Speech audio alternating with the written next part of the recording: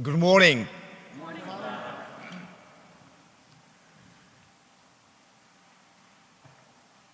Why did Jesus apparently tell so many parables about seeds and growing? Well, they were ordinary images with which people in his time could easily identify. So Jesus uses the ordinary things to make a point about the kingdom of God, how it starts and how it grows and how it happens. Jesus often turned to everyday images when he was teaching. Gardens, the daily chores of living, flocks of sheep and goats, fields in Galilee. Now today, we see two very short parables. The first one about the seeds a man sows, and those seeds grow on its own, and we do not know how. Jesus says, of its own accord, the land yields fruits. First, the blade, then the ear, then the full grain in the ear.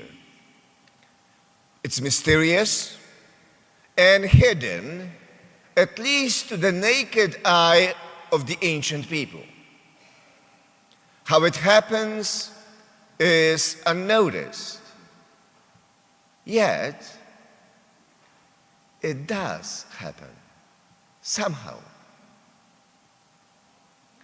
The little mustard seed grows into a large bush where birds and animals find shelter, safety, and comfort from the scorching sun.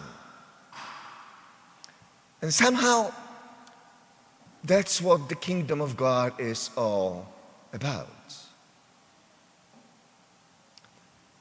Gerhard Löffnig, a great German biblical scholar, writes in his book, Jesus of Nazareth, what he wanted and who he was. He writes that Jesus turned to the ordinary and daily images of the seed that grows to remind us that the growth of the kingdom of God is unstoppable. God cannot be stopped.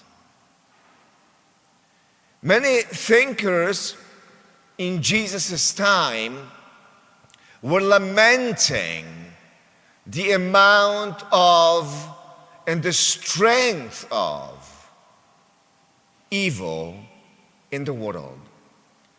They thought that God would one day come and wipe everything away and create a new world.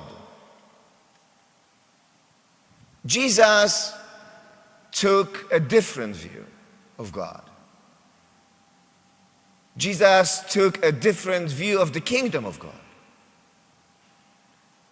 Using ordinary images, Jesus taught that the kingdom of God is already happening. It's not something that will happen in the future and we are just supposed to wait for it. It is already happening in the midst of ordinary, familiar, and everyday life.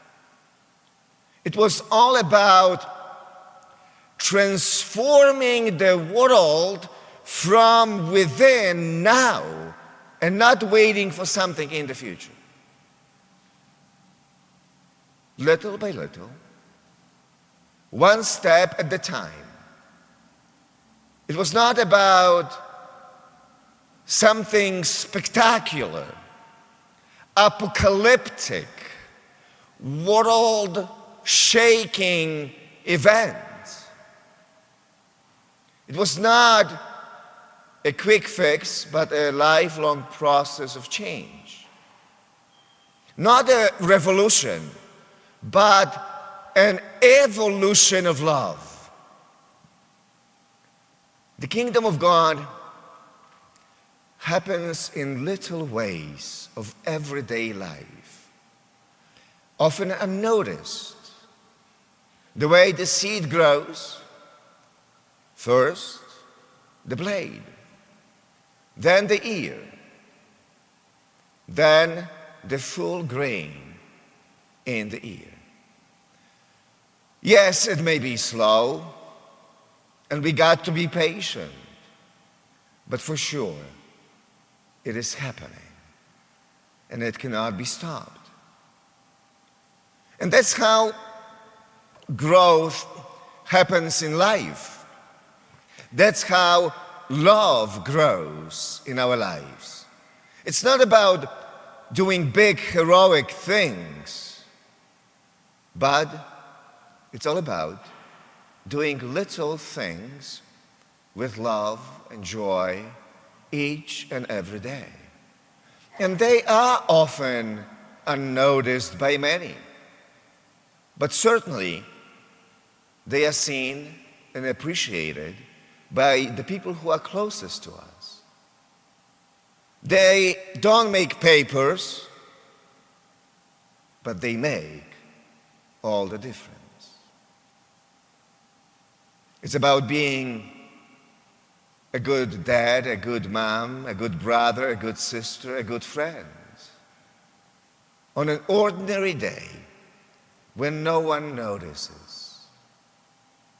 It's about smiling at someone in the store when you are waiting in a line of 100 people to pay for your groceries at Walmart. Just saying. Now, it looks ordinary. It looks natural. It doesn't look religious at all, does it? And yet, according to Jesus, that's how the kingdom of God is built. And it's an everyday holiness. In the world where everyone wants to be noticed, Jesus says, when you give to the needy, do not let your left hand know what your right hand is doing. Your Father who sees in secret knows.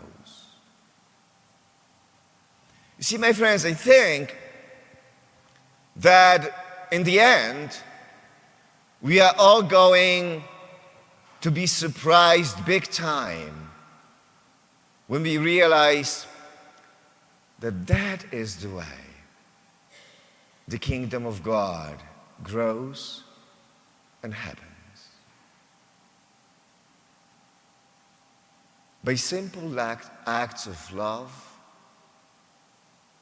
by little things every day. You see, we crave spectacular and the amazing. People in Jesus' time did as well.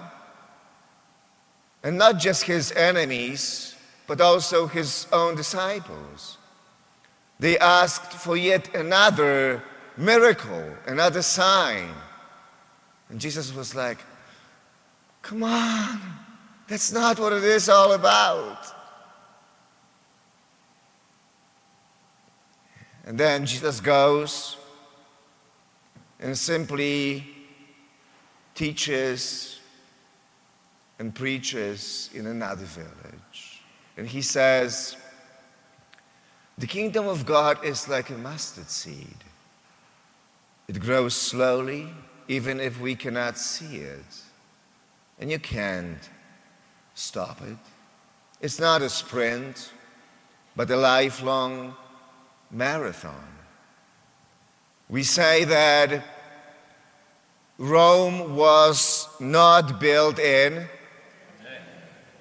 perfect. The same thing with the kingdom of God. The same thing with life. In the end, today's parables remind us in a simple yet powerful way that those little things we do each and every day matter the most. And that's how the kingdom of God is built.